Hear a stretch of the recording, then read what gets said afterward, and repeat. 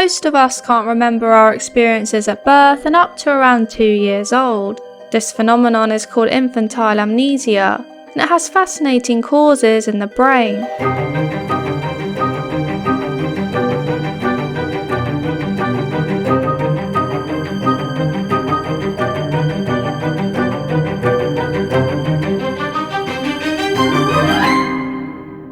Humans start their lives in a blur, with most of us being unable to remember anything that happened to us before the age of 2 years old. Typically, people's earliest memories appear at around the age of 3, but even these memories are often rare and fragmented until the age of 6. This strange infantile amnesia occurs because our brains are not yet fully capable of properly forming lasting memories during these early years of our lives. However, as our brains continue to develop through childhood, we slowly become better at forming and retaining these memories. This ability to consciously remember our life experiences is named episodic memory by scientists.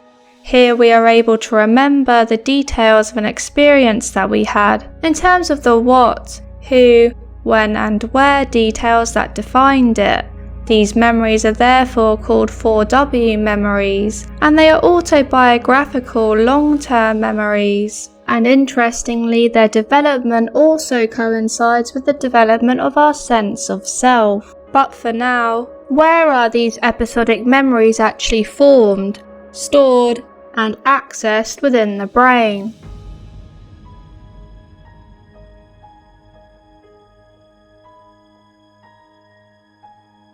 Episodic memories are formed, processed, and encoded by a fascinating area of the brain called the hippocampus. The hippocampus is infamous for its role in memory, and it is specifically important within episodic memory. This fact has been revealed through various case studies of patients who have either damaged or lost the hippocampus, as these patients become unable to properly remember their episodic memories, or to make new episodic memories, as a result of damage to this area. Here, the most famous example of this is the case of Henry Gustav Malayason, or patient HM, who had his hippocampus surgically removed due to his epilepsy. This was because the hippocampus is often a location where epileptic seizures begin, before they then spread and wreak havoc in other areas of the brain. However, as a result of patient HM's hippocampus being removed, he then tragically lost the ability to create new episodic memories, as well as experience difficulty in remembering old and existing memories. And in the years that followed, many other patients with this damage were also found to experience these kinds of memory problems. And together, these findings were pivotal in the discovery of the hippocampus as being critical for memory. However, in addition to patient HM and other case studies, this critical role of the hippocampus in episodic memory is also demonstrated in patients with Alzheimer's disease. Here, patients with Alzheimer's famously and tragically experience difficulty remembering their episodic memories, and accordingly, their brains also show degeneration within their hippocampus as well as within surrounding areas, with this degeneration being one of the first neurological indicators of the disease. This therefore explains the memory problems that typically appear before the rest of the cognitive and behavioural symptoms. But what does all this mean when it comes to infantile amnesia?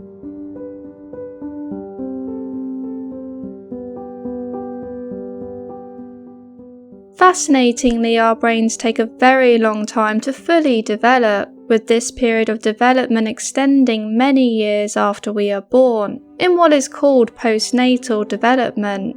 And specifically, the hippocampus itself also doesn't finish developing until we are around 5 years old, which, as we recall, is around the same age that infantile amnesia comes to an end, and our recall of episodic memories starts to properly begin. This would therefore explain why most of us struggle to remember anything, or to remember things properly and clearly before the age of around 5 years old. However, what has been unclear to researchers is the type of memory deficit driving the amnesia, in terms of whether the difficulty lies in the ability to create a memory or simply to store it or retrieve it. Here, further research has indicated that 2-month-old infants are indeed able to create and maintain a memory, but only for 24 hours, whilst 18-month-old infants can hold memories a bit longer, for around 13 weeks. This research therefore suggests that infants do in fact have the ability to form short-term memories, but that they have difficulty in actually maintaining them. This suggests that our ability to actually preserve our memories takes longer to develop, and that this ability therefore must continue to develop and improve throughout childhood. Here, this phenomenon of being unable to remember memories during earlier years is therefore called rapid forgetting. This rapid forgetting phenomenon therefore brings us to yet another critical function of the hippocampus within memory, as the hippocampus is important for actually converting our short-term memories into long-term memories, which is a process called memory consolidation. Memory consolidation occurs both when you are awake and when you are asleep, and it is thought to be the underlying basis of your dream content, as during dreaming, memory traces are reactivated in order to strengthen them. This memory consolidation process within the hippocampus during dreams would therefore also suggest that babies and infants dream differently to older children and adults, but that will be the subject of another video. But for now though, as an overall summary of everything that we have just seen, the delayed development of the hippocampus appears to cause infantile amnesia due to the impaired ability to sustain our memories. But what could actually be causing this impairment?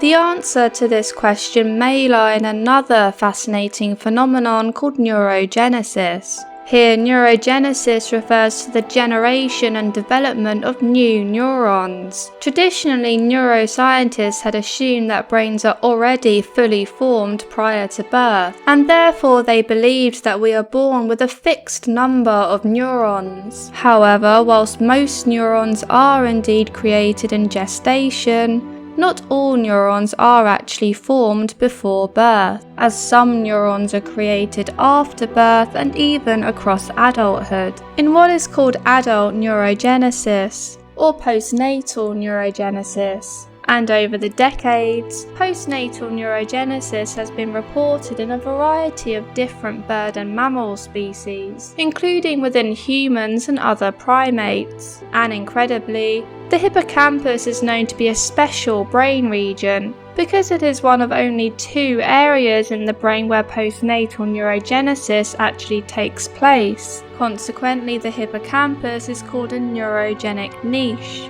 And here, when new neurons are generated within the hippocampus, they are then integrated into existing neural circuits which contain your memories. This integration of new neurons into existing memory circuits then alters the circuit, which then alters or even dissolves the existing memory.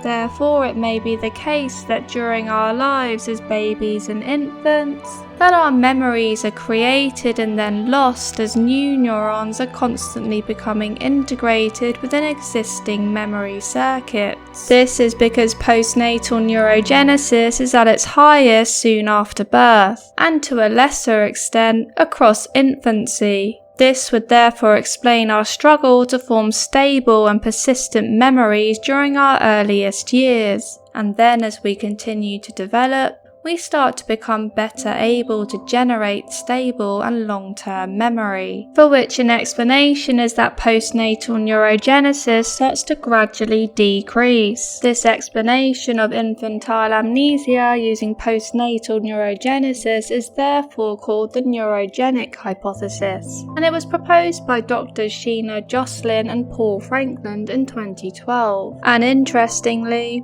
This neurogenic hypothesis is also compatible with what is observed within Alzheimer's disease, as even though postnatal neurogenesis declines after infancy, it does still continue to occur at low decreasing levels throughout our adult lives, but becomes significantly impaired within Alzheimer's disease. This may therefore explain why not only old memories are lost as a result of existing hippocampus tissue becoming destroyed due to the disease, but also why new memories in hippocampus tissue can't be formed as a result of impaired postnatal neurogenesis. But you can learn all about that in future videos.